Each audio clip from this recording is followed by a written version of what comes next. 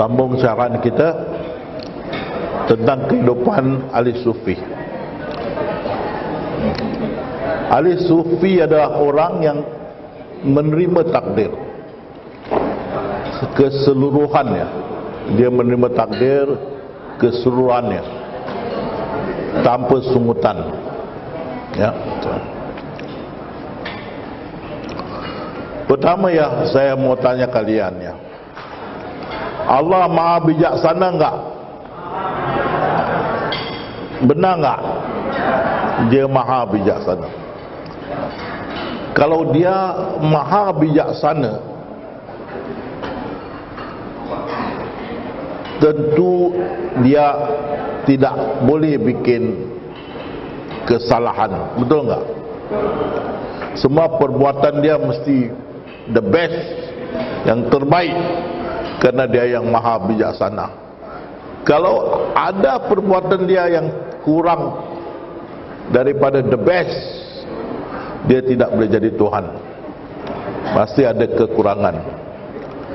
Jadi kalau dia Maha Bijaksana, semua yang dia buat tu mesti yang terbaik. Setuju tak? Jadi dengan itu,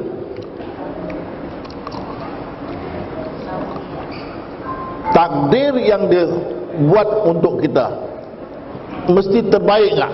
Betul tak? Betul tak? Lagi sekali, Allah Maha Bijaksana tak? Kalau dia Maha Bijaksana, semua perbuatan dia mesti terbaik. Betul tak?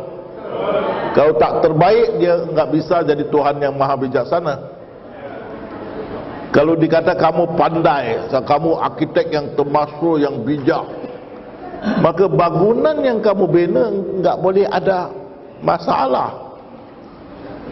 Kalau ada rosak masalah, kamu bukan arkitek yang masyhur. Begitu Allah. Semua yang dia buat, yang dia takdirkan, semua itu ada hikmah. Ada hikmah. Kerana dia Tuhan yang Maha Bijaksana. Kita akan masuk di situ.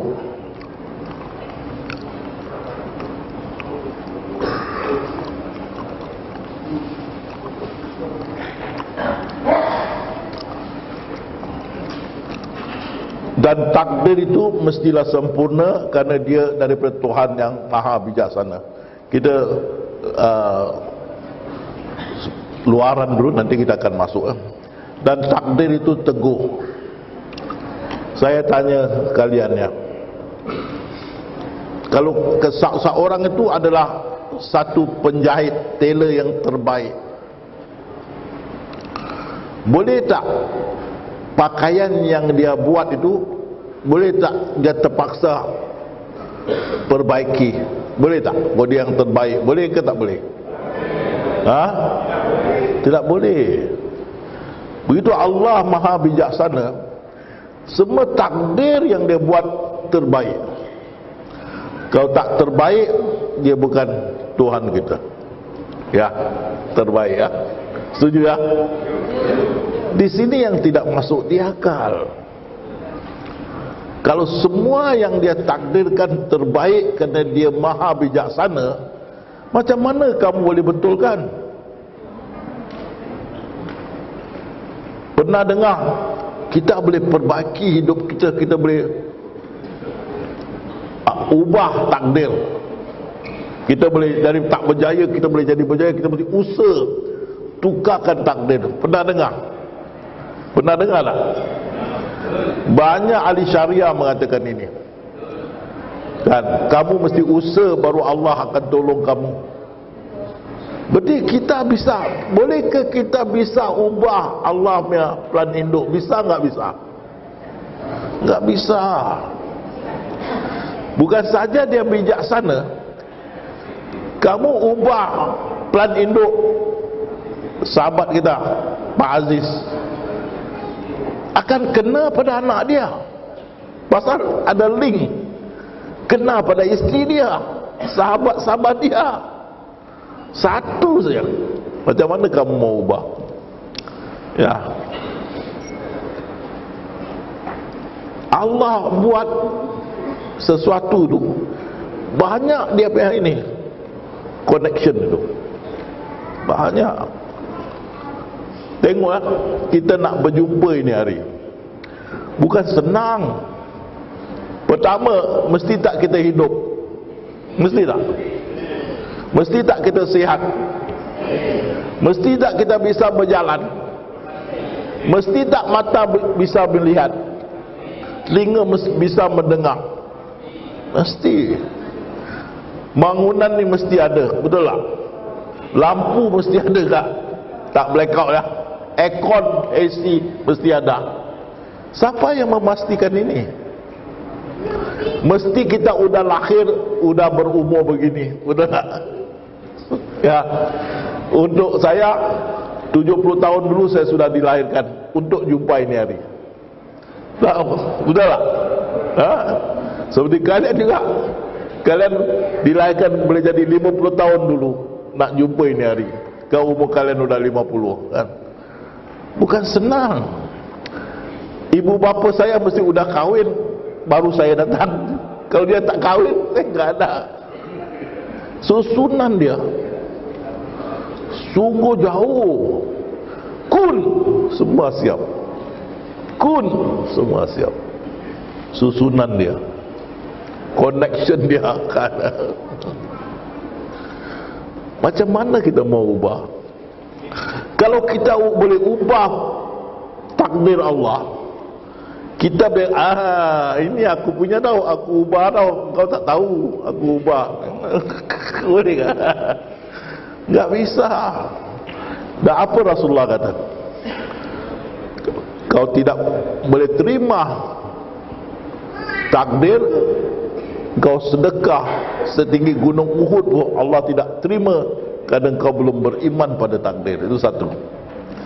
Rasulullah SAW bersabda, kalau kau boleh ubah suai takdir, garanti kau masuk neraka. Kalau kau cakap kau boleh ubah suai takdir, garanti kau masuk neraka. Pasti kau masuk neraka. Tak boleh. Pasal dia maha bijaksana. Kamu tidak boleh ubah suai takdir. Jadi macam mana ayatnya Allah tak menolong masyarakat sebagai masyarakat menolong dirinya, itu kamu tafsirkan salah. Berarti kalau kamu tak nak terima takdir,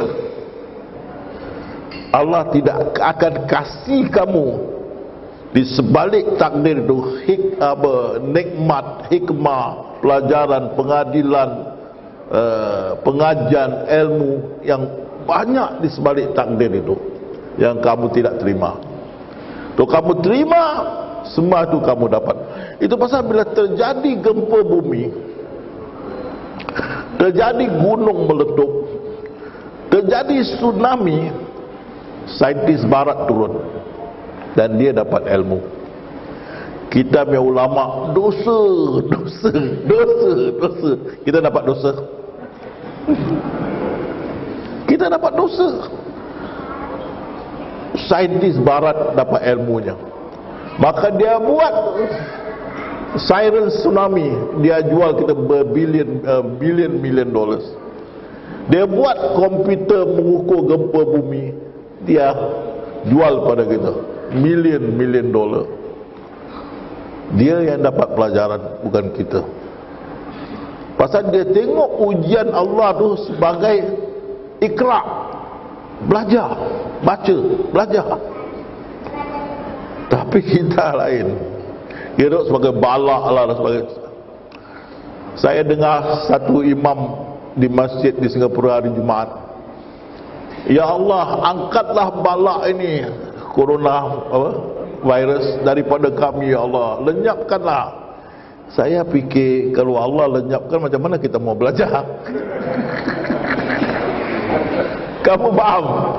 Dia turun suruh kita belajar, ikra, belajar. Pasal apa? Ini akan terjadi lagi. Kalau kita tidak jaga, turun lagi, kita lagi parah. Belajar, ikra. Dia mau ajar. Jadi kalau dia mau ajar, dia mesti turunkan perkara itu. Kau tak macam mana mau belajar? Kan? Dia turun, dia matikan, dia tarik balik. Kita belum sempat belajar. Dia turun, bunuh, tarik, tak boleh. Dia kasih kita belajar. Kan? Jadi bila saya dengar, ya Allah, angkatlah balik balak ni, wabak ni. Saya cakap, kamu biar benar ni kan. Betul tak? Kita mau belajar ni supaya jangan berlaku lagi. Ya. Jadi tengok, lain pandangan mereka dengan pandangan kita. Dan kalau Allah yang maha bijaksana membuat sesuatu tu, sempurna ke tak sempurna? Sempurna. Dan bila sempurna, perlu ubah suai. Tak perlu pasal itu teguh. Ketetapan dia pasti berlaku, teguh. Teguh. Kita jalan dululah, nanti kita akan balik. Dan menjadi rukun iman. Ini yang cantik ya. Saya nak tunjuk ke kalian ya. Jangan marah ya.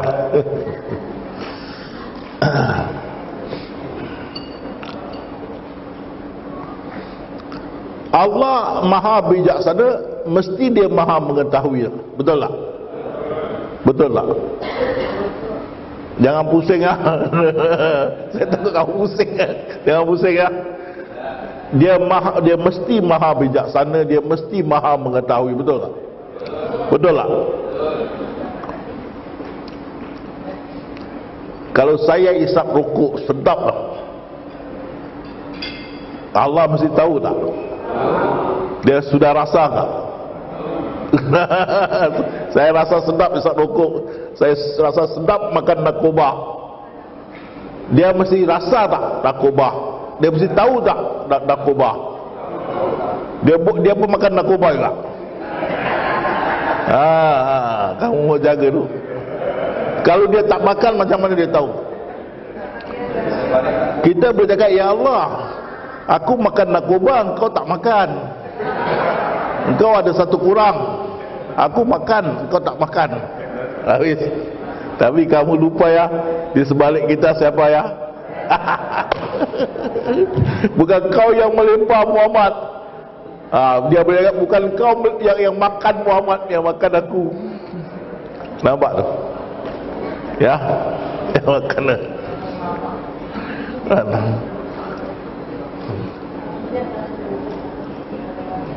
Kalau kita mencuri, kita buat dalam bahasa Indonesia apa? Mencuri apa ya?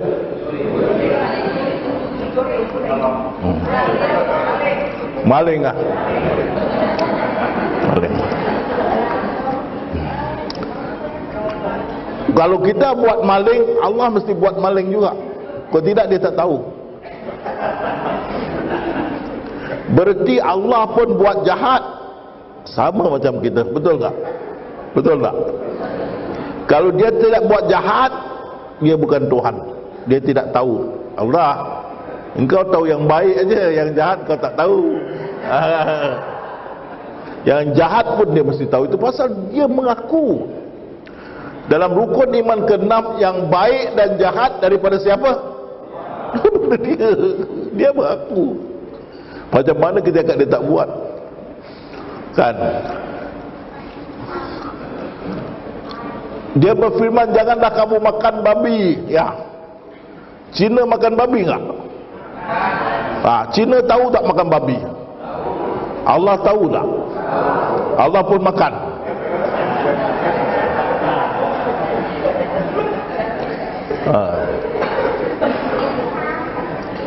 Nanti kita akan selesaikan. Jangan kita tengok dulu. Nanti kita akan bereskan ya. Habis satu sahabat jamaah datang. Ustaz, saya sudah dengar Ustaz bersyarah ya. Boleh saya tanya satu ya? Apa dia? Allah berzina ke Ustaz? Saya tanya, kenapa kamu tanya? Saya udah banyak dosa Ustaz.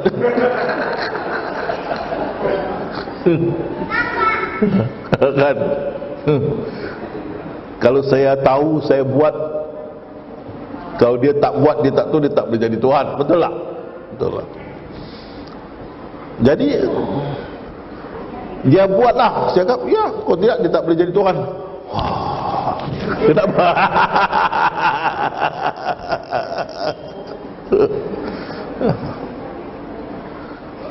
Kita akan selesai dan kita tengok dulu gelombangnya, nanti kita kasih aman. InsyaAllah. Tengok. Tanya orang Cina, makan babi haram tak? Kalau tanya kamu, haram tak? Haram ya, semua setuju haram ya, betul tak? Tanya orang Cina, kamu makan babi? Ya. Siapa kasih lu babi makan? Tuhan Allah. Betul tak? Rezeki kan Tuhan Allah kasih ya makan.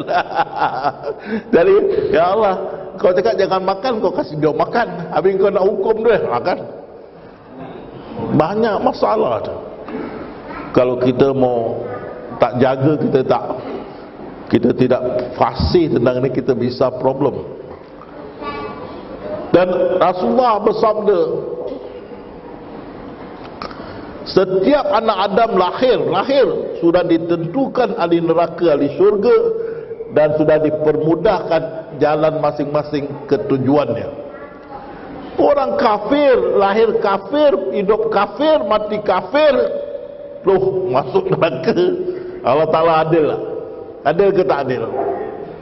Kamu dah takut dah.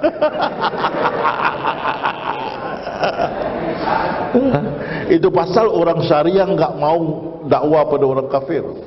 Ditanyanya ini kan, ada satu jamaah perempuan wanita, Ustaz apa ini, apa banyak dalam neraka kaum wanita lah.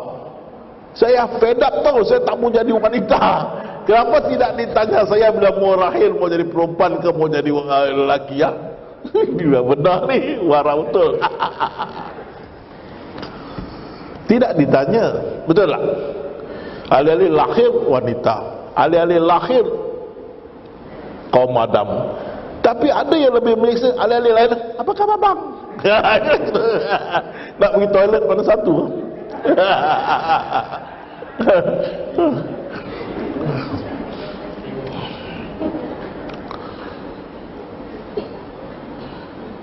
Jadi takdir ini kita mesti memfaham, baru boleh reda. Tidak kita ada macam-macam masalah, macam-macam masalah kita akan hadapi, kan? Adakah Allah Ta'ala itu zalim? Kenapa mesti ada ini tsunami? Kenapa mesti ada perbuatan jahat? Kenapa mesti ada narkoba dan sebagainya? Kita mesti mau dapat menjawabnya bagi yang bukan Islam dan yang Islam. Sebagai seorang ahli sufi, kalau syariah tidak bisa, akan dipukul orang.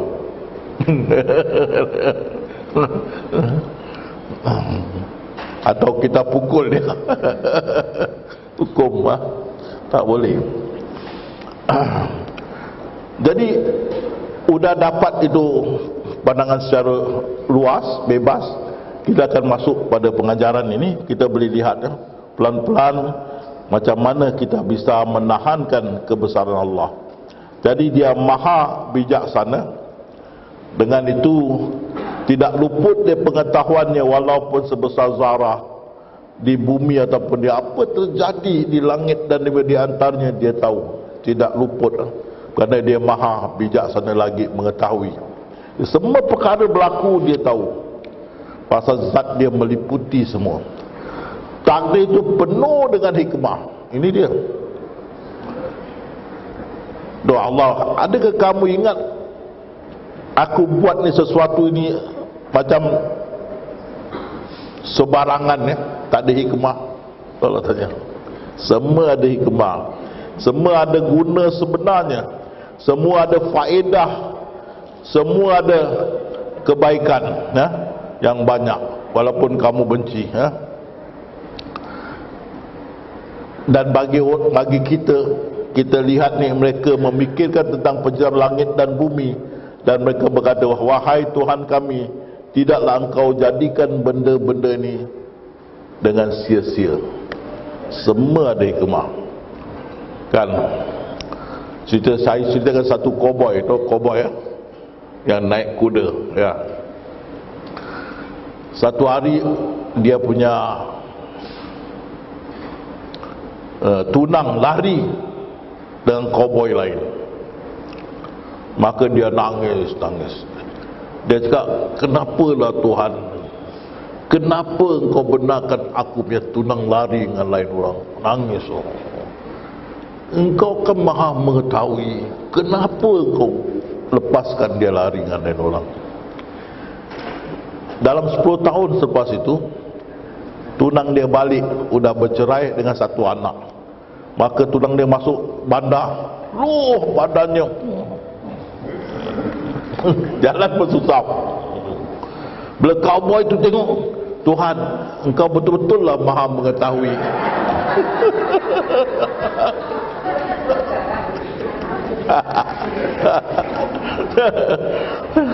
Semua ada hikmah, jangan main, kan?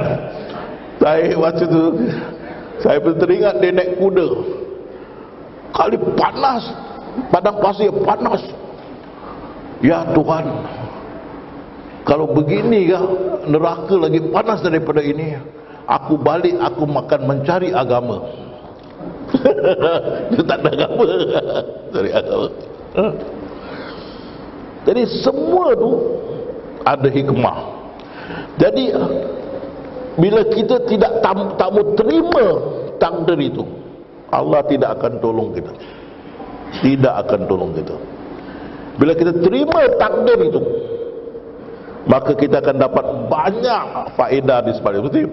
Saya katakan itu Tok Imam dia berdoa, ya Allah, angkatlah balak coronavirus daripada kami, ya Allah. Lenyap katanya. Saya terfikir, bagaimana mau belajar, ya? Macam mana mau ikrar? Dia nampak lain. Kita sebagai ahli sufi, kita tengok hujan itu adalah pelajaran. Itu Allah ingat ada banyak ilmu, pengajian, pelajaran, hikmah di sebalik sesuatu itu. Ikrar, belajar. Jadi kalau kita tolak takdir, kita tidak dapat itu hikmah. Langsung tidak. Maka terjadi tsunami di Aceh. Maka ulama Aceh berkata, disalahkan kaum wanita, selalu dedak-dedak aurat. Pasal itu turun tsunami di Aceh. Ya. Loh, kalau itu jadi pengukurnya, tsunami turun kat Bangkok. Las Vegas, mana lagi apa tempat-tempat yang dunia yang betul-betul apa tu di bahasa apa, daerah merah, mesti turun di sana. Kenapa di Aceh banyak orang beriman lagi? Dia turunkan bukan nak menghukum, mau mengajar, ikrar, belajar. Sekarang saintis sudah tahu di sebalik tsunami itu ada tenaga besar. Kalau kita boleh tundukkan, seluruh dunia punya tenaga boleh digunakan menampung seluruh tenaga dalam dunia, tenaga di sebalik tsunami. Tapi bolehkah kita tundukkan tsunami? Dalam Al-Quran Allah berfirman, akan aku tundukkan langit dan bumi dan di antaranya untuk kamu. Sudah dia janji.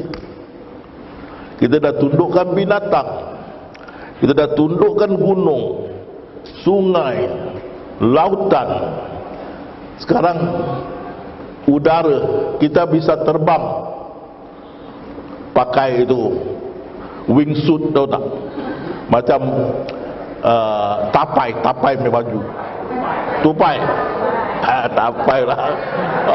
Teringat pahar pada tapai. Tupai, ya. Wah, terbang.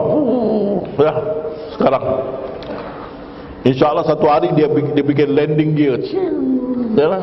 Terbang begini atas kepala, pakai tupai punya baju. Walamak. Jadi kita lain kali mau datang Surabaya, tak payah itu. Daripada dari rumah saya sama ustazah ikat tali dua orang. Sekali Frit tengok belakang imigrasi.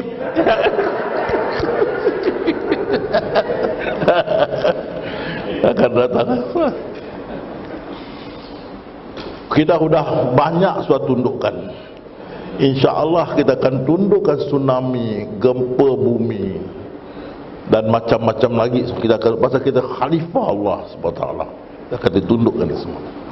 Kita akan gunakan tenaga yang ada di sana. Jadi kalau kita tidak mau mengubah takdir, kita terima dan ikrar, kita akan dapat manfaat. Tapi kita benci takdir, kita tolak takdir, kita boleh bikin lebih baik daripada ini, itu sudah durhaka pada Allah SWT. Mengata kita lebih pandai daripada dia, tak bisa kan? Jadi kita tengok di sini,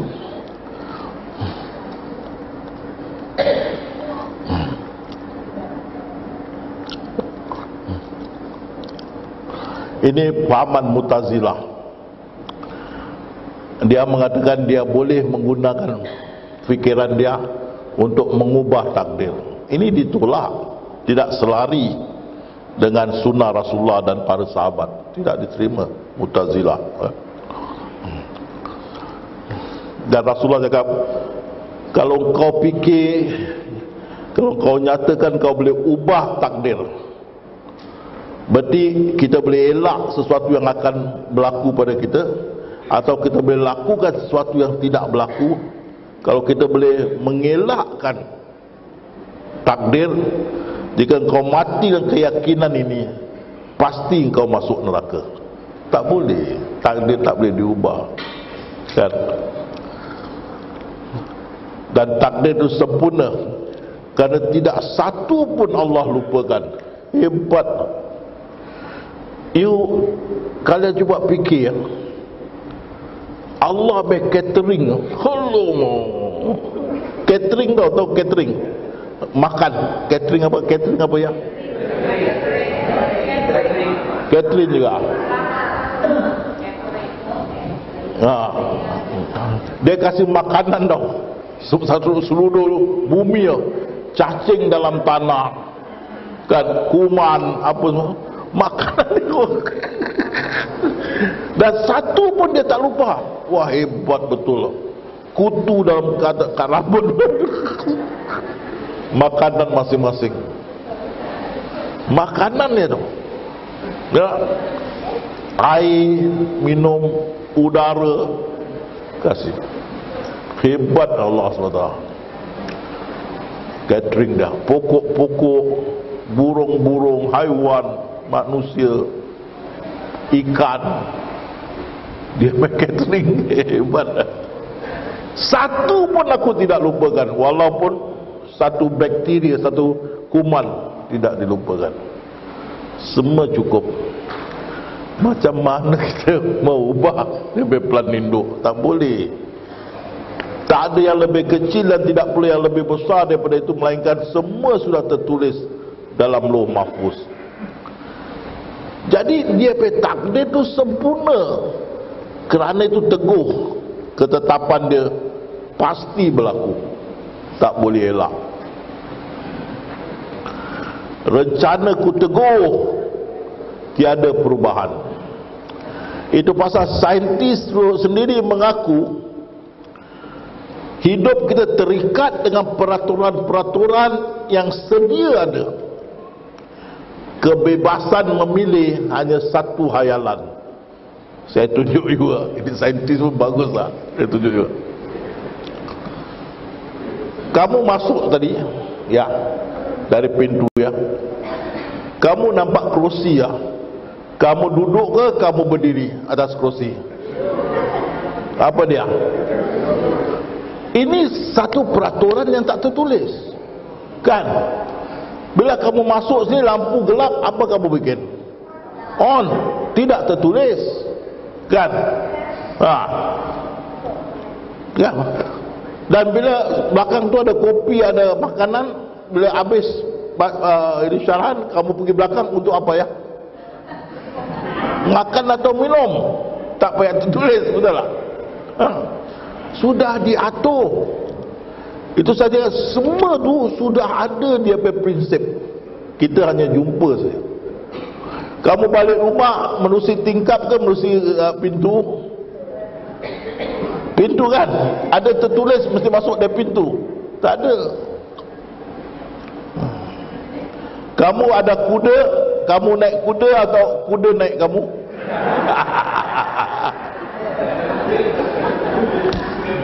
Ya, ini semua peraturan yang sudah ada, kan? Kalau kamu sedih, kamu nangis ke, kamu ketawa kuat-kuat. Kalau kamu kuat-kuat dihantar mental, nangis. Kalau kamu lapar, makan, ngantuk, tidur. Tapi ini semua tak bertulis. Ini saintis cakap hidup kita terikat dengan macam-macam prinsip yang tidak bertulis. Mana ada kebebasan memilih? Betul tak? Kalau kamu perut sakit mau buang air besar, mesti buang kau tahan. Tak ada chance memilih, mesti pergi, betul tak? Mesti pergi. Tak ada chance memilih, kan? Sesuai pergi. Hidup macam biasa, kan? Jadi saintis setuju tak ada kebebasan memilih. Semua terikat dengan prinsip-prinsip yang sudah ada. Bukan kita buat, sudah ada. Sudah ada.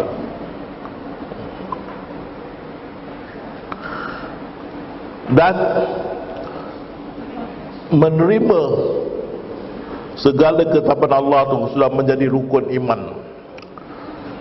Kalau kita tidak berterima baik dan buruknya takdir, maka kita belum beriman. Pasal ini adalah rukun iman ke-6. Seandainya salah seorang di antara kamu mempunyai emas segunung Uhud dan dia nafkahkan, maka Allah tidak bakal menerima sebelum dia beriman kepada takdir. Dan semua sudah tersurat dalam Lauh Mahfuz, sudah tertulis. Saya tunjuk you. Sekarang ni yang kamu tengok, saya baju ini, kamu baju itu, baju ini sama, sekarang ni. Ini ada saya mete semena. Sekarang ni. Ini sekarang ini sebenarnya esok tau yang jadi ini hari. Yang kita lihat ni sebenarnya esok sudah jadi ini hari. Kan? Faham? Ini yang Lauh Mahfuz. Ini Lauh Mahfuz yang kita lihat. Kalau besok kita datang, esok akan jadi ini hari. Tak boleh kita tahan. Tak boleh. Semua sudah tersurat oleh kun. Itu pasal kita tiap-tiap hari kita makin TUA. Baca sendiri. Tiap-tiap hari ya. Setiap saat kita makin TUA. Macam mana dalam bahasa Indonesia apa sebutannya ya? Tuek. Dia berjalan, tidak tunggu kita. Segala sesuatu sudah kami kumpulkan kitab induk yang nyata, Lauh Mahfuz. Dan jangan sekali-kali kamu kata aku akan buat esok kalau tidak sebut apa? InsyaAllah. InsyaAllah sekiranya Allah sudah mengizinkan dalam Lauh Mahfuz. Lauh Mahfuz mesti kita kata InsyaAllah. Kalau esok datang satu dari kalian ini malam sudah kena pulang kerana ada sebab tertentu, esok kalau datang Yang balik tu akan ada dalam ini bilik atau enggak ada? Enggak ada. Lauh mahfuz. Tak boleh kita bikin apa. Dan Rasulullah bila sesuatu berlaku kata sudah ditakdirkan. Jangan kita kau tak buat ni takkan berlaku, jangan. Itu akan beri syaitan cocok kita sehingga kita jadi marah. Kan? Seperti kita bilang dengan anak kita, balik, jangan jalan kat situ, jalan kat sini. Nanti kau jatuh kat situ, habis lopak-lopak dia kotor. Anak degil jalan situ, jatuh kat lopak jadi kotor. Kita kau nampak, kita jangan marah. Oh, kau tak nak dengar yang bapak cakap. Setelah itu sudah jatuh, sudah kotor baju. Dosa Rasulullah, jangan. Itu buat kita marah, kita akan pukul anak kita. Tapi kita cakap sudah takdir. Seperti ibu ya, anaknya jatuhkan itu apa? China apa China? Tahu tak China?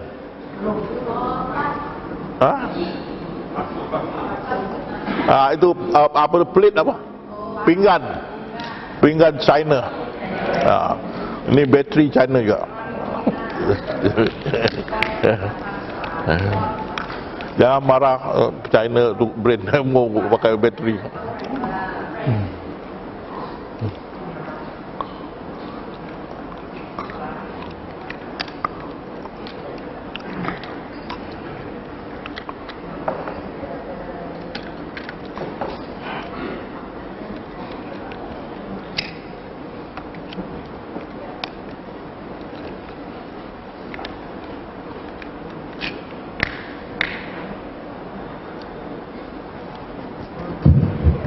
Okey, ya. Jadi kalau dia pecahkan pinggan kita China mahal. Kalau kita marah, mesti kita sudah pukul dia. Tapi kalau tak apa, ini suatu takdir ya. Kita boleh cool. Jadi orang Islam ni adalah satu rahmat Allah beri ni, takdir. Bila sesuatu berlaku, kita berkata inna lillahi wa inna ilaihi rajiun. Sudah ditakdirkan. Kita terlepas dari pressure. Orang kafir, dia tak ada ini jalan keluar, dia jadi superwoman. Banyak bunuh diri ya, kerana tak ada jalan keluar. Tak ada jalan keluar. Orang kafir tu banyak, orang kafir bunuh diri, orang Islam jarang. Pasal kita ada kefahaman tentang takdir. Dan kita kadang-kadang dengar orang berkata, oh Allah lebih menyayangi dia, kerana itu Allah mengambil dia. Takdir. Dan semua ini sudah tersurat dalam Lauh Mahfuz. Bila tersurat, bila kun. Kenapa saya kata kun? Pertama, orang tidak boleh bermain dengan anda. Saya mau doa ni, Allah tahu tak? Tahu tak? Semalam dia tahu tak? 1 bilion tahun dulu dia tahu tak? 1 bilion tahun dulu dia tahu tak? Dia main ke dia? Dia tahu bila? Kun sudah siap. Dia tak boleh main kat situ. Kan? Terus saya kat bilion-bilion tu dia kun sudah siap. Pelan induk dia sudah siap. Kun.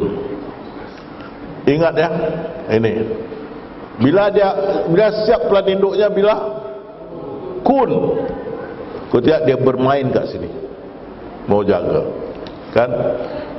Sama juga bila kamu melihat sesuatu, untuk melihat zat, kamu mesti nafikan sifat.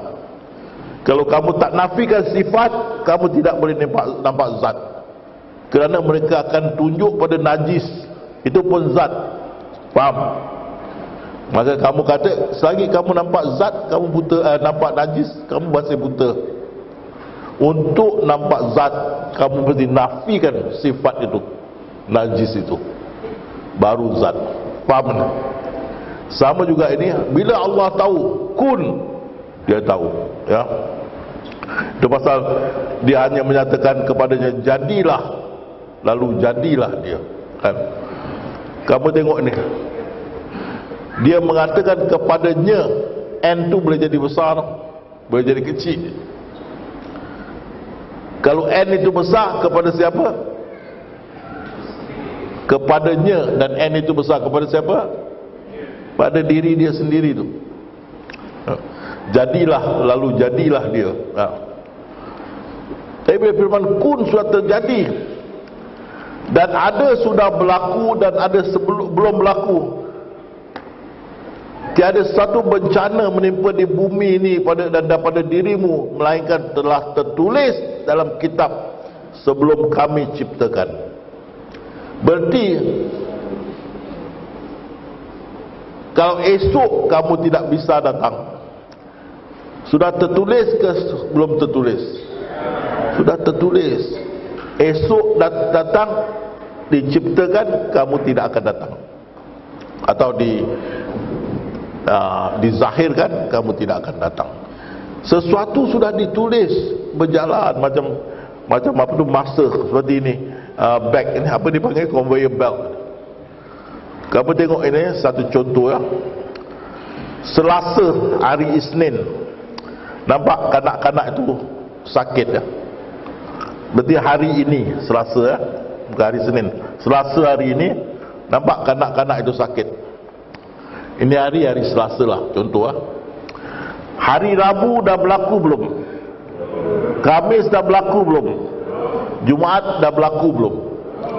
Tapi tengok dalam plan itu, hari Rabu pun kanak-kanak itu sakit. Jadi kalau datang hari Rabu, kanak-kanak itu sakit ke tak sakit? Pasal sudah tertulis sakit. Kan? Masih sakit. Belakang itu hari Khamis, bapaknya berdoa. Bapaknya berdoa. Jadi saya tanya, kamu bila datang hari Khamis, bapak dia berdoa ke tidak berdoa? Itu pasal bukan kita berdoa, kena doa. Kita kena doa. Kenapa kena doa? Sudah tulis kalau bagus, mesti doa ya. Mesti doa tak? Dah tertulis, tak boleh bikin apa. Dan budak itu baik. Baik tak? Boleh datang hari Jumaat, baik tak? Baik, kerana dalam Lauh Mahfuz sudah tertulis. Begitu kalau kamu enggak suka satu orang, nampak bukan kau dah tertulis mesti kahwin tak? Kahwin. Padan kau kena. Ya, ini saya pernah dengar dah berlaku. Betul, di kampung-kampung dua pernah dengar berlaku. Dulu diludah-ludah lah, akhirnya kahwin. Mesti jadi. Sini lagi saya nak beri kefahaman. Kalau orang berkata, kalau semua dah tertulis, saya tak payah usaha lah. Saya tanya kamu, mesti cakap tak? Mesti cakap je kan? Boleh elak? Tak boleh elak. Dan kalau dituliskan, walaupun dia cakap itu, dia masih usaha, kena usaha tak? Usaha. Itu yang orang bingung. Apa Ustaz? Yang saya cakap pun mesti cakap. Mesti cakap. Tak boleh elak. Semua dalam Lauh Mahfuz kan. Perintah Allah tu berlaku terus menerus di antara alam langit dan bumi. Allah lah yang menciptakan langit dan bumi dan apa yang ada di antara keduanya dalam 6 fasa. Jadi bila langit dan bumi dah sudah siap, Allah masukkan dalam 6 fasa, mana diberi umur 6 fasa. Satu fasa 2 bilion tahun, 6 fasa 12 bilion tahun perkiraan sains. Kamu tengok tu 6 fasa. Kita sekarang di fasa ketiga 4,6 bilion tahun. Fasa kelima 10 bilion tahun, kiamat pertama. Belakang itu dalam fasa ke-6 10 bilion tahun ke 12 bilion tahun, kita hisap syurga dan neraka. 60. Masa remaja lah, remaja ya, masa persekolahan ya. Oh, cinta monyet tak?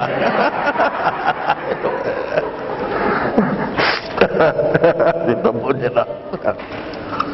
Selalu tidak kekal lah. Akan bercerai lah. Kebanyakan bercerai. Walaupun cinta, betul bercinta, tapi dunia selepas 16-17 tahun kahwin, lepas sekolah ya, selalu tidak kekal. Dalam saya punya pengalaman, akan bercerai ya. Tapi ada pilihan enggak dia? Mesti kahwin. Baik, kalau tak ada pilihan, ada hikmah enggak? Ada ke tak ada? Ada. Pasal itu ada takdir yang ditetapkan oleh Allah Subhanahu Wa Taala. Ada hikmah. Kita tidak tahu apa hikmahnya, tapi Allah lebih mengetahui. Tapi walaupun begitu, tiada pilihan, tetap kahwin. Lepas itu bercerai. Kebanyakan first love tidak menjadi last love. First love habis hujan di tengah hari ya. Itu pasal Syekh berkata, kamu tidak ada pilihan sendiri dalam perkara ini. Demi sesungguhnya kamu telah tinggal menurut dan terkandung dalam kitab Allah sampai hari kebangkitan. Kita kena ikut ni takdir buku kita ni. Semua itu terletak pada tangan Allah semata-mata, dan itu datangnya buruk dan baik. Dia yang menentukan segala-galanya semenjak dari awal-awal lagi. Itu pasal Nabi Adam memakan buah khuldi. Nabi Musa berkata, hai Adam, kerana engkau kami terkeluar daripada syurga. Dan Nabi Adam berkata, hai Musa, Allah telah memilih kamu dengan kalamnya dan menulis Taurat untukmu dengan tangannya. Maka engkau menyalahi aku atas perkara yang telah ditakdirkan 40 tahun sebelum aku diciptakan. Sudah ditulis kan? Jadi mesti buatnya, tak boleh lari. Mesti buat, tak boleh lari. Kalau kamu berada di rumah kamu sekalipun, nescaya akan keluar orang-orang yang telah ditakdirkan akan terbunuh ke tempat mati masing-masing. Tak boleh lari. Satu anak mau keluar waktu maghrib, ibu janganlah keluar, hujan ni berderai-derai waktu maghrib. Ibu, hati ibu enggak senang kamu mau keluar. Saya mesti keluar bu, kawan ada tunggu di tempat itu. Dia mau naik motor saya, mau pergi satu tempat lagi, saya mesti ambil dia. Maka anak ini keluar dan ditabrak oleh lori, mati. Ibu dia kata, ibu rasa tak sedap nak, kalau kau keluar, ibu rasa akan sesuatu berlaku. Janganlah kau keluar. Ibu sembahlah, cium kaki kau, janganlah kau keluar. Keluar tak ini anak? Keluar ya, dan ditetapkan mesti keluar. Bukan dia derhaka tau, ditetapkan. Ditetapkan mesti keluar. Pasal apa? Sudah sampai ajal dia di tempat situ. Sudah sampai. Sama juga kadang-kadang kamu jumpa jodoh kamu di tempat yang kamu tidak tahu. Jumpa. Sudah ditetapkan kan, kamu jumpa. Jadi kalau kita tengok begini, semua dah ditakdirkan. Begitulah turun tsunami beratus ribu mati, gempa bumi beratus ribu mati, dan sebagainya. Ada yang ditakdirkan miskin, ada yang ditakdirkan papa, ada ditakdirkan sakit sentiasa, ada ditakdirkan kaya raya, ada ditakdirkan bisnes yang terbaik bagus, ada yang takdirkan pangkat tinggi, ada yang takdirkan nak hidup pun susah, ada takdirkan kafir, ada yang takdirkan Islam. Maka yang menerima yang kurang baik, adakah Allah Ta'ala itu zalim? Itu soalan kita. Adakah Allah Ta'ala tu zalim? Seperti tengok orang yang cacat ini, kan, cacat ya. Orang yang kita tengok miskin, itu apa, Siamese twin apa, kembaran Siam. Orang yang pekak, bisu, yang gila, yang bercerai, berperang, gempa bumi, tsunami, taifun. Adakah Allah Ta'ala itu tidak zalim? Kan? Di sini kita mesti mau siapkan diri kita sebagai ahli sufi. Kita mempertahankan Allah itu tidak zalim. Pertama-tama kita tengok ni, tsunami, gempa bumi dan taifun. Nampak tak harta yang hancur ni semua? Nampak tak? Ini semua siapa punya? Allah punya, bukan kamu punya. Bukan kamu punya. Kan? Semua tu kamu bina adalah hak Allah. Kalau kamu ambil saya pasir, saya punya batu, dan kamu gunakan untuk bikin rumah kamu, semua saya punya. Itu rumah kamu punya ke saya punya? Tentu saya punya, pasal semua perangkat saya kamu ambil. Betul tak? Betul tak? Kamu ambil saya punya batu, saya punya pasir, semua kamu bina rumah kamu. Itu rumah saya punya, pasal saya punya, semua tu hak saya, kamu pakai. Kan? Saya boleh ambil balik tak? Saya pecah, saya mau ambil balik. Kamu pakai saya sepeda, saya boleh ambil balik tak? Dah pakai 10 tahun. Saya cakap okey, saya kasih kamu pakai 10 tahun. Kamu pakai 10 tahun, saya boleh ambil balik tak? Boleh, saya punya. Secara jujur ya, dari hujung rambut ni ke hujung kaki, siapa punya? Ada kita punya. Kalau kamu sengau sampai hati, ya Allah, kau jadi aku sengau. Karena aku sengau, aku tak kahwin sampai mati, tau tak, orang nak kahwin aku sengau sampai hati kau. Allah akan pakai, sengau, mari sini. Apa yang kau bersungut-sungut di dunia tu?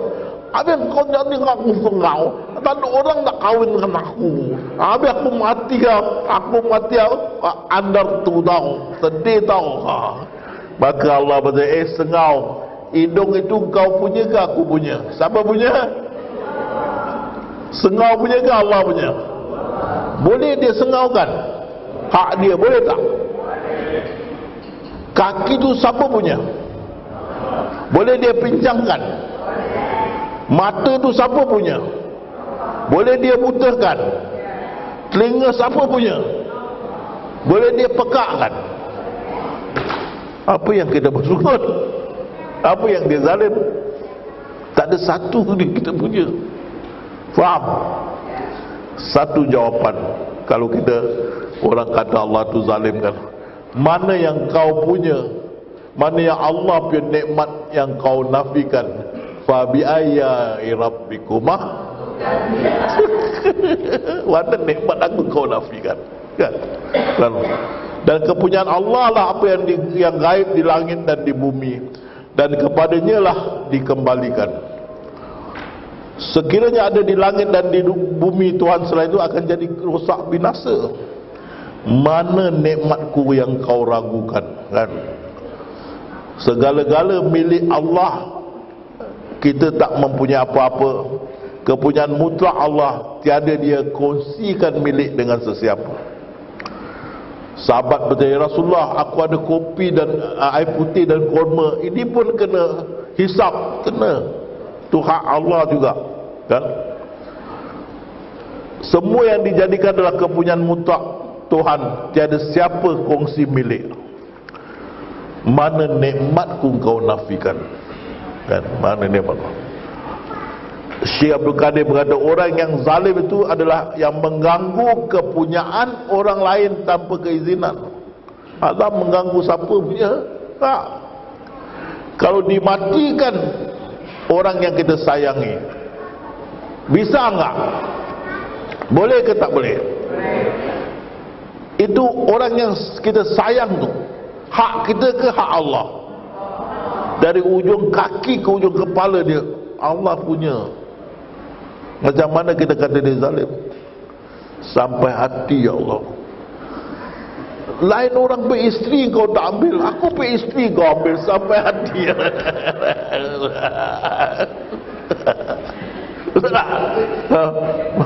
Hari-hari dia marah, tidak adil, tidak adil. Sekarang aku hilang, ya Allah, orang yang aku sayang.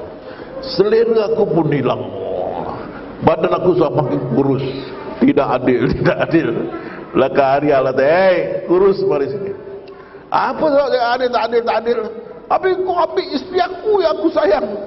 Isteri engkau punya ke aku punya? Tunjuk yang mana engkau punya tu. Dari ujung rambut dia sampai kaki. Allah punya. Anak kita pun siapa punya? Boleh dia turunkan leukemia? Boleh enggak? Dia punya. Ada masalah, ada masalah. No problem. Itu pasal kita kata inna lillahi wa inna ilaihi rajiun. Inilah orang yang mendapat rahmat dan petunjuk. Pasal kita terima. Kan?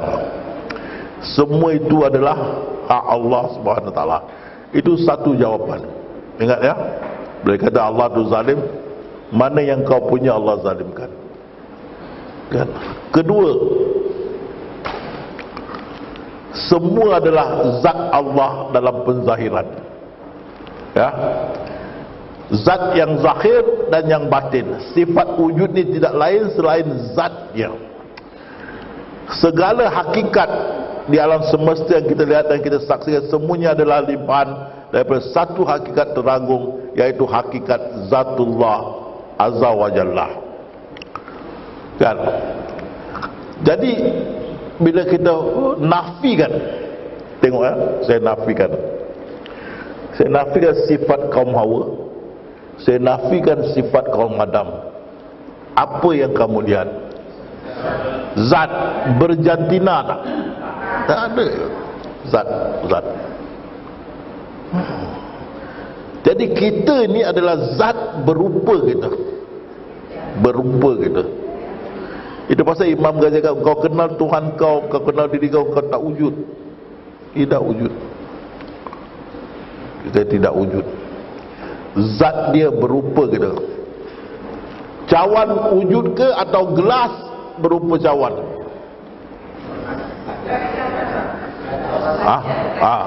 Kaca wujud ke ataupun cawan wujud? Ataupun cawan wujud ke atau kaca berupa cawan? Botol wujud ke atau plastik berupa botol? Botol tidak wujud. Cawan tidak wujud. Kita ciptaan wujud ke atau zat berupa ciptaan? Tengok piring ni ya. Piring ni wujud ataupun kaca berupa piring?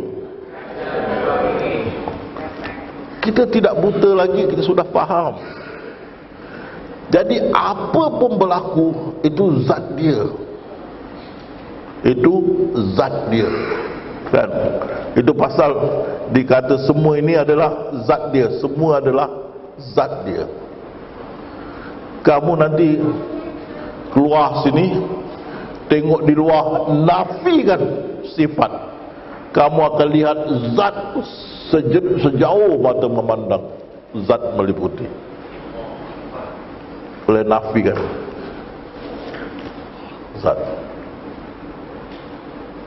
Kamu duduk di tepi laut, kau nafikan, semua hilang zat dia. Dan kalau kamu berani, kamu nafikan zat, menggigil kamu di depan yang maha halus. Jangan tertelan gigi palsu. Oi, bergegar mak. Kalau kamu tak kuat, jangan peksan. Kamu nafikan, tinggalkan zat, maka kamu nafikan zat ni. Hoi, apa yang tinggal? Yang maha halus. Itu kamu dah tak boleh nafikan, melainkan kesesatan. You nafikan sifat, nafikan zat. You nafikan zat. Aduh mak. Baru kita terduduk, nangis, lemah lutut, tak boleh tahan. Mana nak lari? Tak boleh lari. Dan jadi semua ini adalah zat dia, dan dia bermain dengan zat dia. Bukan kau yang membunuh Muhammad, yang membunuh aku. Tapi kita lihat Muhammad yang membunuh. Tapi di sebalik Muhammad, apa dia? Zat dia, hakikat. Jadi dia bermain dengan zat dia. Saya tanya kamu, dia bermain dengan, tengok dia bermain dengan zat dia. Tengok dia. Saya tanya yang ikhlas, jawab, zat boleh mati tak? Boleh ke tak boleh? Tentu zat tak boleh mati, betul tak? Tapi kenapa orang itu mati? Kenapa? Sandiwara. Itu dia. Tiadalah kehidupan dunia ini selain main-main senda gurauan. Kalau zat dia mati, Allah, sini zat kau matilah, sini. Mana boleh? Tak boleh. Zat dia tidak boleh mati. Dia bermain. Dan tiadalah kehidupan dunia ini melainkan senda gurauan dan main-main. Dan saintis setuju, Stephen Hawking, mungkinkah hidupnya adalah satu drama ciptaan komputer? Ini yang tadi kita biasa hari Ramadan datang jumpa saya, Ustaz, kita ni di sebalik ciptaan tu adalah yang maha halus, betul tak? Ya, Ustaz, ada berapa maha halus Ustaz?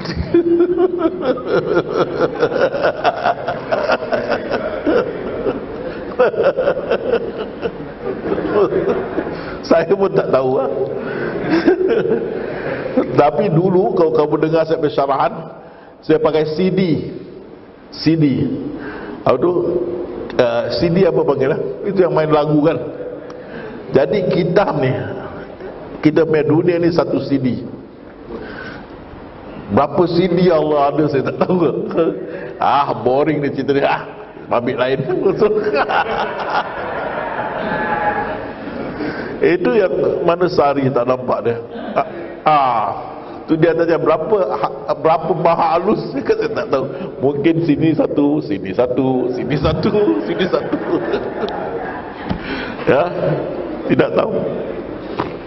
Tapi kita jadi maha halus lah. Satu dia, kalau dia ada banyak, satu yang maha halus. Saintis pun kata ini maha halus ada peringkat. Ini maha halus, ini Tuhannya satu ya. Lepas tu ada lagi satu pun Tuhan yang satu. Yang ini lagi satu yang maha halus, ada lagi Tuhan yang satu.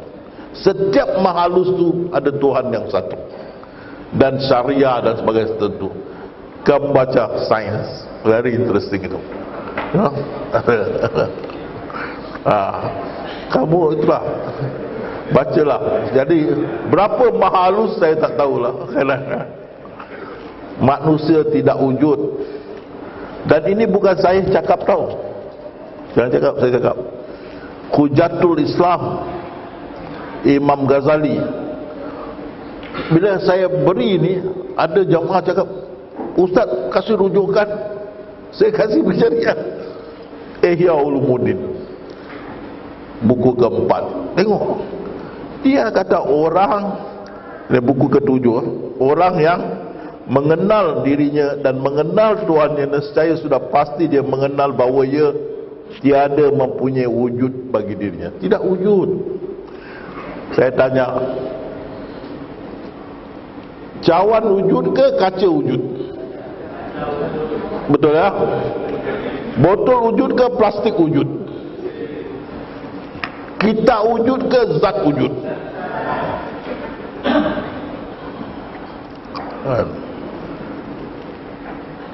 Tengok Muhammad Jamil ni.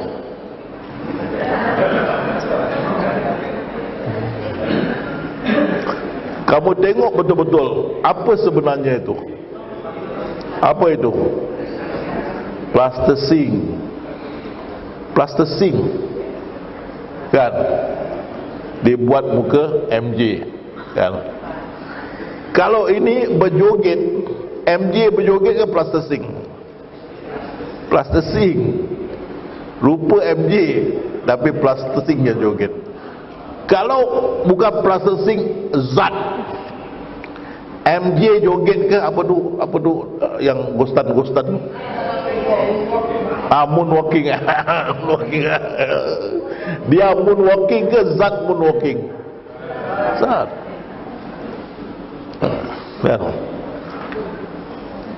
Kita tidak wujud, tak pernah wujud. Tidak wujud, tak pernah wujud. Setiap masa hanya satu wujud. Siapa wujud setiap masa satu? Allah Subhanahu Wa Taala. Kalau kita wujud, Allah wujud, sudah jadi dua, sudah syirik.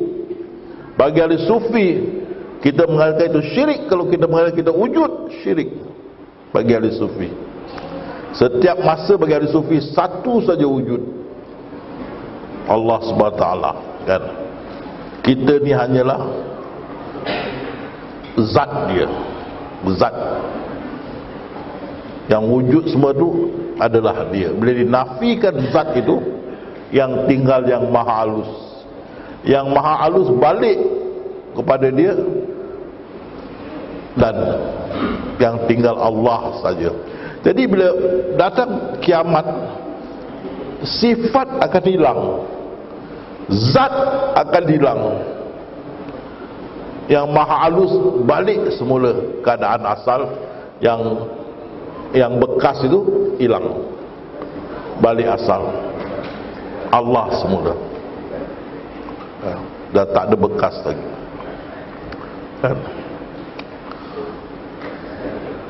Jadi kita tidak wujud. Faham kan? Ini saya nak tekankan. Kalau kita mau jadi ahli sufi, pegang pada ini, kita tidak wujud. Bila kita kata kita wujud, pertama kita sudah syirik. Ada dua wujud. Kedua, kita sudah ada milik. Kalau aku wujud, ini milik aku. Jadi kita sudah ada milik. Kalau kita aku wujud, kita sudah ada ego. Aku wujud, kita sudah jadi tamak dan sebagainya. Kita tidak wujud. Dan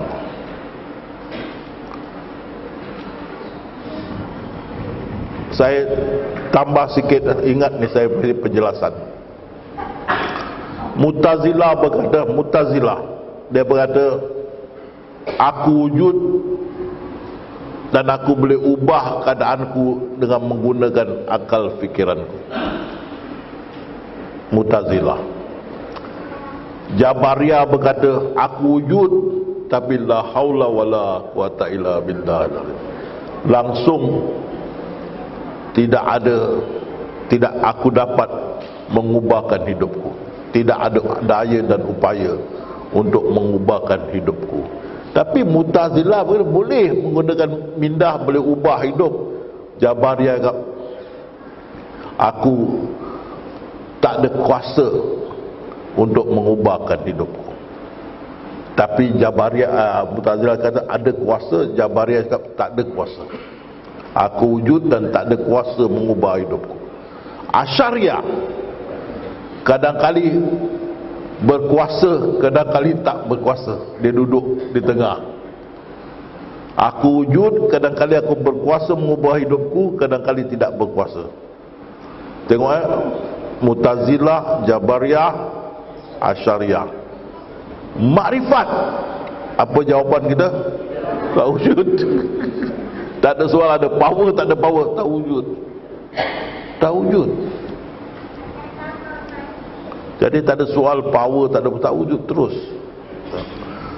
Bukan saya kata, Hujatul Islam Imam Ghazali, dia yang menyatakan ini.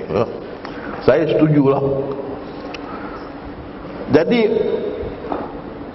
segala yang Allah turunkan balak pada kita, ini semua untuk mengajar atau kebaikan.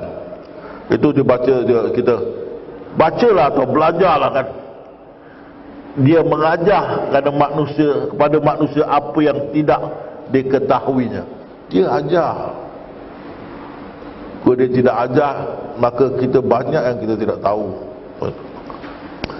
Allah telah mengajar kamu apa yang kamu tidak mengetahuinya.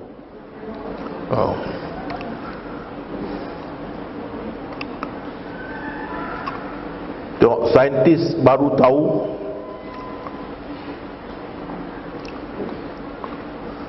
bila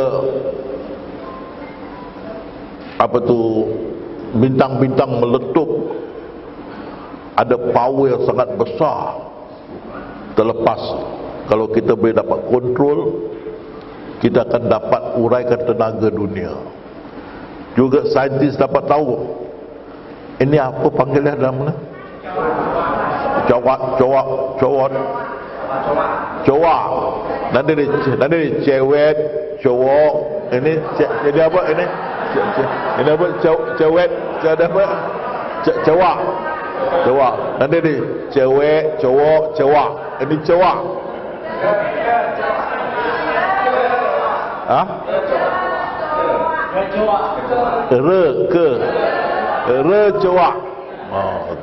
Cowok. Cowok ni ya. Kita selalu nampak ini kita bunuh ya. Kadang-kadang pijak sampai perutnya keluar ya.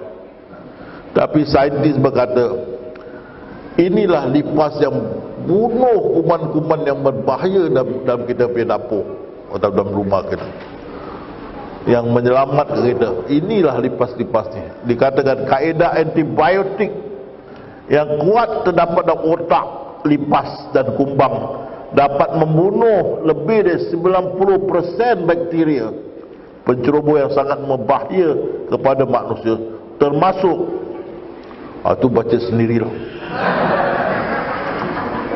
Dan termasuk itu lagi tu pun baca sendirilah. Saya cakap coli dimarah, juga bukan coli ustaz, kolai. COLI, betul tak? Coli. Dia kata kolai, gasak dia lah. Ini tercoak. Ini tercoak. Dia bunuh bakteria ni semua. Tapi kita tidak tahu untungnya di sebalik ini ya. Dan kita tengok ni, dan buatlah bahtera dengan pengawasan serta kawalan kami dan panduan wahyu kami, dan janganlah engkau merayu kepadaku untuk menolong kaum yang zalim, kerana sungguh mereka akan tenggelam. Di sini gitu, Nabi Nuh bikin kapal tau. Orang bikin kapal tepi laut, dia bikin kapal atas gunung. Jadi dia punya umat datang, hei Nuh, sana laut lah. Bukan kat gunung. Aneh tak? Mana-mana mau tarik pergi kat laut lah kan. Jadi diusik Nuh, hoi laut.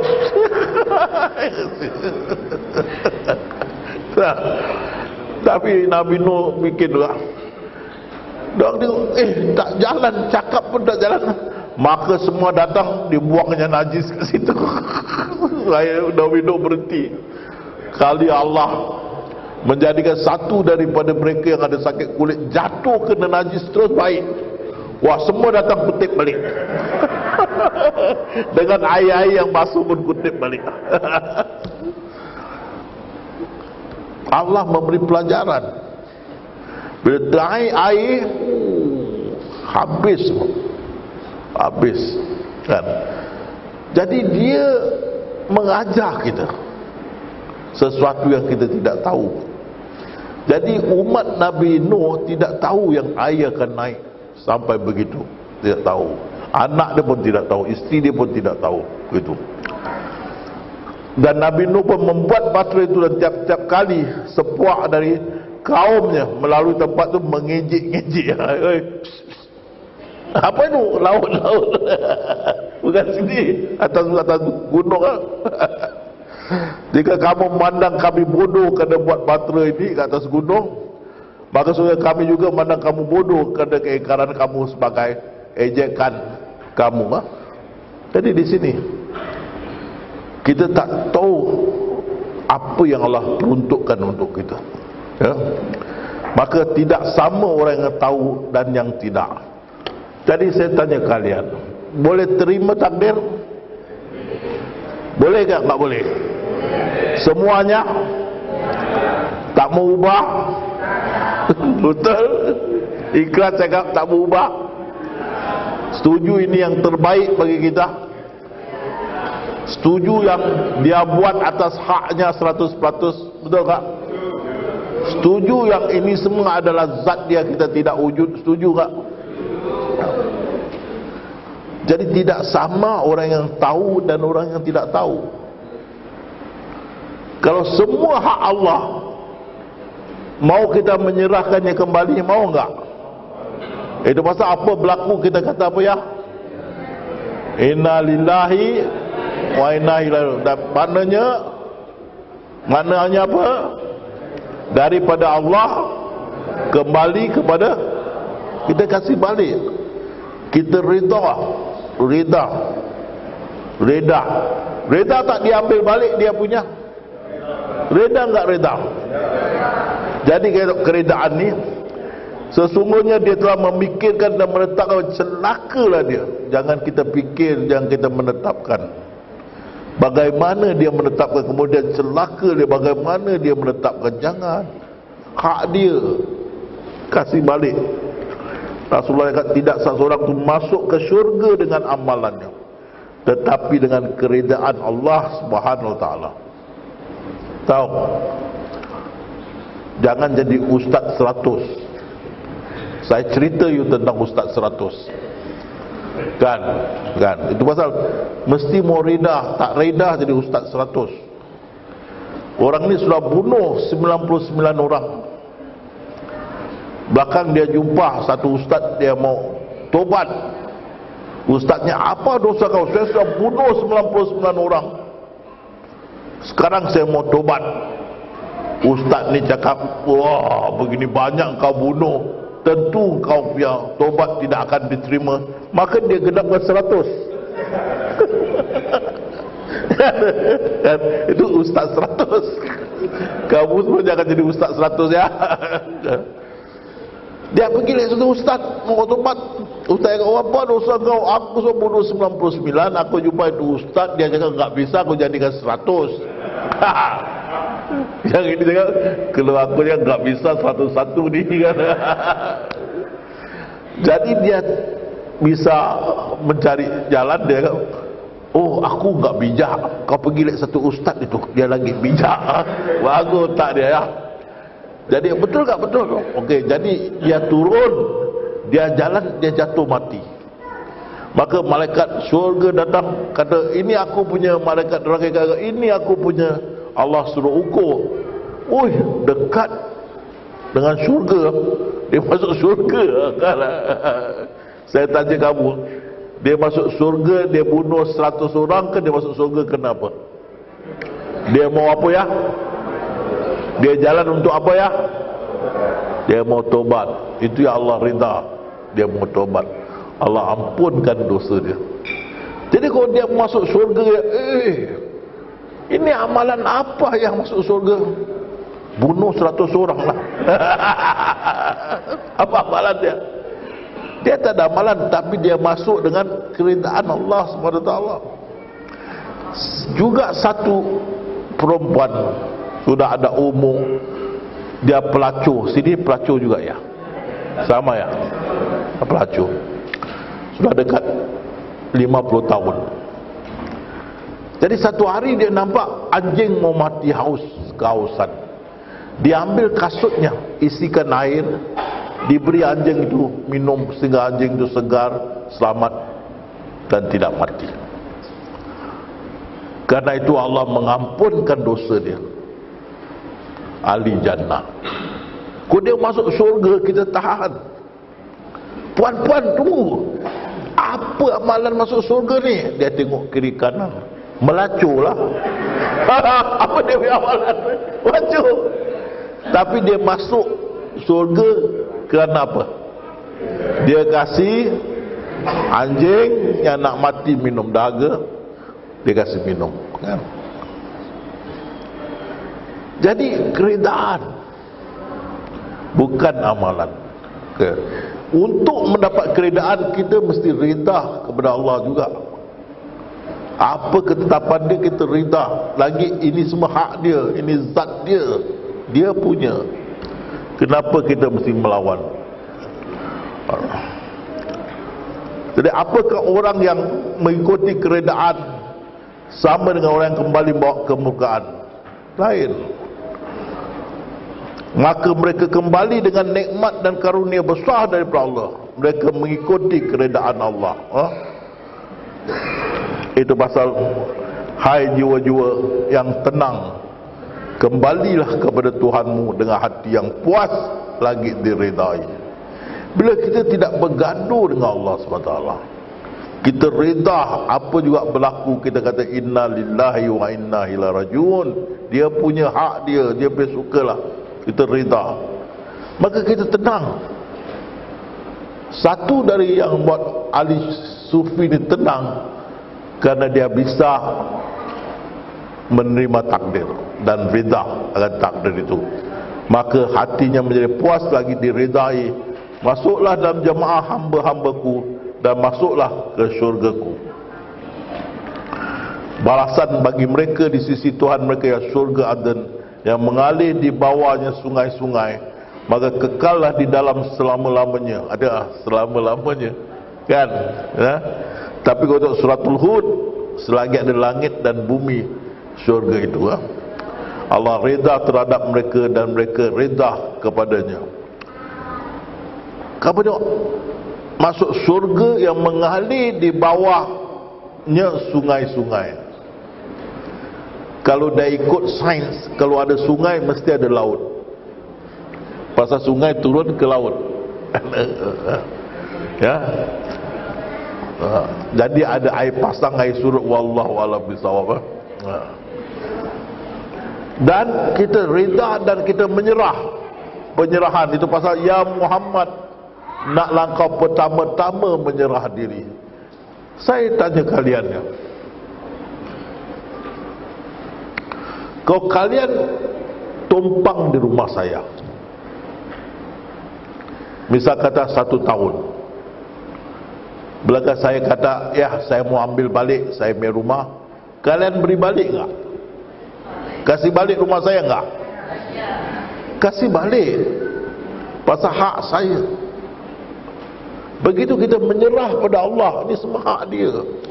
Apa berlaku pun inna lillahi wa inna ilaihi, serah pada dia, reda. Itu pasal dia berkata, ya Muhammad, naklah kau pertama-tama menyerah diri. Itu semua hak dia. Kemudian mereka berdebat, kamu katakanlah, aku menyerah diriku kepada Allah, dan demikian umatku menyerah.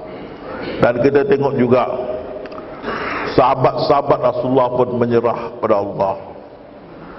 Dan Allah berkata, katakanlah sungguhnya petunjuk Allah itulah yang sebenarnya petunjuk, dan kita disuruh agar menyerah diri kita semua.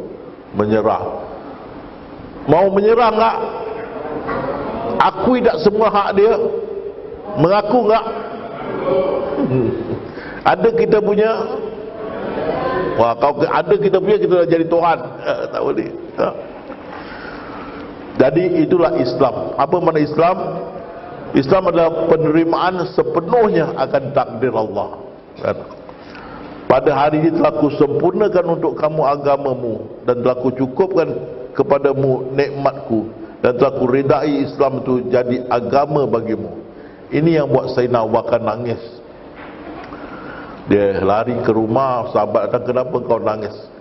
Ini berarti bila Allah dah sempurnakan, akan putus wahyu. Berarti Rasulullah tak lama akan meninggalkan kita. dia sudah tahu. Sesungguhnya agama yang diredai di sisi Allah hanyalah Islam. Jika hendak sampai ke peringkat ini, penyerahan, pakailah Islam dan kemudian menyerah terus kepada takdir ilahi. Cukuplah kita kata, cukuplah Allah bagiku, tidak ada Tuhan selain Dia. Jadi bila kita di dalam sesuatu ujian, dalam satu kesusahan, berpaut pada Allah, cukuplah Allah bagiku, pegang buhul tali yang kuat, jangan lepas. Di situ keimanan kita akan bertambah insya-Allah. Berpegang teguh kepadanya siang dan malam. Berpeganglah kamu pada tali Allah, pegang. Jangan merungut, jangan merungut, kan? Janganlah kamu merungut dan menyalahi Dia, kerana itu mungkin menyelewengkan kamu dari jalan Allah. Sesungguhnya kebanyakan bencana menimpa anak Adam kerana sungutan dan rungutan. Janganlah kamu merungut. Syekh kata, walaupun badan kamu digunting-gunting, jangan merungut. Sedih. Itu berat dah. Itu biasa tanggung sendirian. Jangan kamu menyalahi Tuhan dalam hal ini, maka kamu adalah seorang kafir. Sebab kamu menyalahi Dia dan Dia itu kamu menganggap tidak adil, padahal Dia Maha Adil dan tidak sekali-kali menzalimi hamba-Nya. Mau jaga dia. Kadang-kadang satu perkataan salah terjerumus kita dalam neraka, jauh antara timur dan barat. Itu pasal Abu Lahab kena, dia maki Rasulullah, kena. Jadi mereka tahu bahawa keselamatan terletak dalam diam dan halwat. Ini yang saya khawatiri kamu. Banyak kamu adalah sahabat saya yang terbaik. Seperti Rasulullah kata, umat yang terbaik, kamulah sahabat saya yang terbaik, yang sudah faham ini ilmu, sungguh-sungguh sudah faham. Saya khawatir bila saya tak ada, kamu akan diam dan berhalwat, sebenarnya bersendiri, lupa akan yang lain. Malahan saya ingat Yamas perlu kamu bantu. Bantulah, jangan tak bantu. Kita akan bikin kuliah ahli sufi di setiap cawangan di Yamas, Indonesia dan Malaysia dan Singapura, menunggu siapnya buku ini. Dan buku ini menjadi buku asas untuk membuat kuliah ini.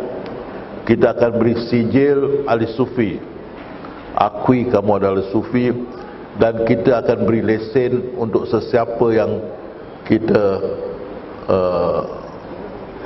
terima bisa mengajar. InsyaAllah kita akan susun ni cepat mungkin, dan kita akan pilih sahabat-sahabat yang bisa membantu untuk bantu menjayakan ini. Jadi kita akan setiap di Indonesia, Malaysia, Singapura sudah ada kuliah tentang ini. Dunia ahli sufi, menjadi seorang ahli sufi, kan? Sesungguhnya hikmat kepada Allah itu diri dari 10 bahagian 9 darinya letak dalam diam. Jadi kalau dapat bantulah, walaupun saya tidak paksa. Kalau kamu mau diam, mau asingkan diri, itu boleh buat ya. Kamu hendaklah bersopan santun dan jangan banyak bercakap, bersabar, berserah dengan sukarela kepada Dia. Ini nasihat Pak Pandey. Tengok tu, ada mata, lihat. Ada telinga, ada mulut, buatlah tak tahu, buatlah tak tahu, tepuk tangan, buat tak tahu. Ya, itu pasal pakai macam gini. Bila saya tak ada, jangan tukar pada sarban tinggi, gamis, tongkat, jangan. Kan. Kalau saya bisa kembali dalam bazar, saya jutus kepala kamu. Sudah gini, sudah. Ikut Pak Pandey menasihat. Biarkanlah Pak Pandey lunca ya. Biar selunca terjun dengan labu-labunya. Apa cakap? Biarkan. Kan? Semua pun ada hikmah. Kan? Jangan kita tidak percayakan hikmah di sebalik semua yang sudah Allah tetapkan. Di sini saya berhenti.